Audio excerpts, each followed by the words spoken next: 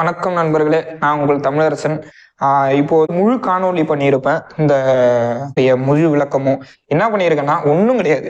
நம்ம இயற்கை விவசாயத்துல எடுத்துக்கிட்டீங்கன்னா முதல்ல நான் ஒரு காணொலி பண்ணியிருப்பேன். அதனுடைய தொடக்கம் தான் இது தோகைகள் மூலயமா. ஒன்றும் இல்லை, தோகைகளை ஃபர்ஸ்ட் என்ன பண்றோம், பரப்புறோம். தோகைகளை பரப்புறோம். அதுக்கு தேவையான செயல்பாடுகள் தான் இது, பொடியாக்குறோம். அதுக்கான செயல்பாடுகள் இயந்திரம் மூலம் பொடியாக்குதல்.